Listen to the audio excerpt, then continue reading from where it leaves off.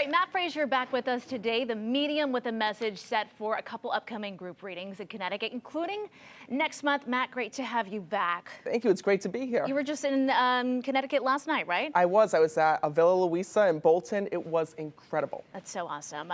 So for anyone considering working with a medium, a lot of people kind of have some questions going into it. So a lot of people just want to know, how does the process work for you? So where do you kind of begin with all of your work? So I was literally like the little boy from The Sixth Sense. From when I was younger, I could always sense, feel, and connect with those who had passed on.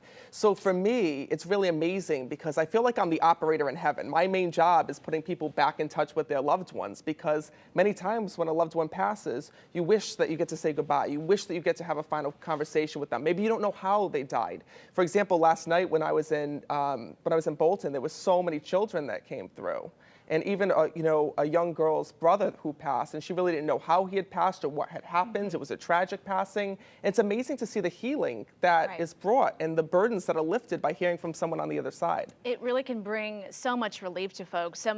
So what are they looking for? Are there specific questions that people have, or is it, again, just more of a sense of communicating? I don't let people ask me questions. Yeah. When I go in to a room, I see those who had passed away.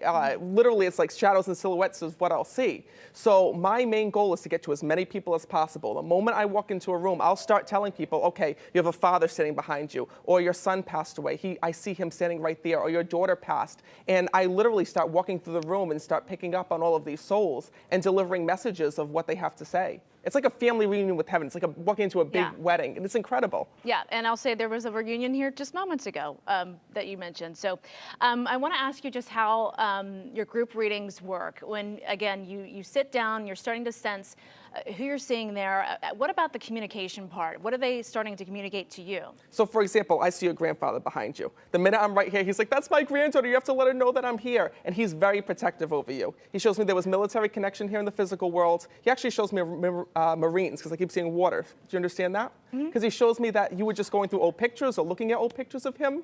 And that's his way of letting you know that he was right there. And more importantly, he talks about them having some memory issues at the end.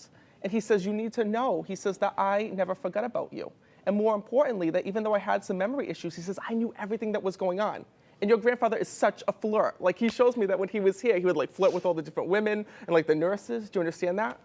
But he had some teeth issues as well that he's acknowledging. Did he not have teeth?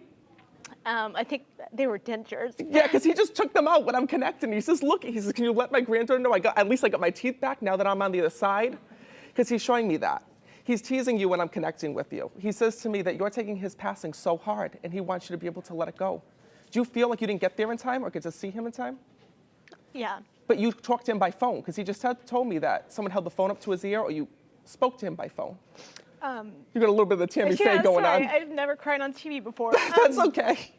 My mom showed him one of my broadcasts recently through the phone. Through the phone, perfect. So he knows about that. So when you wonder if your grandfather is able to see what you were doing and understands, even though you weren't able to say goodbye to him or you weren't able to see him, he saw you on that phone. When your mom held that up and showed him, look what she's doing, it's his way of acknowledging that he was there with you. And this is what I do at my events. It's 2 hours straight of delivering message after message after message.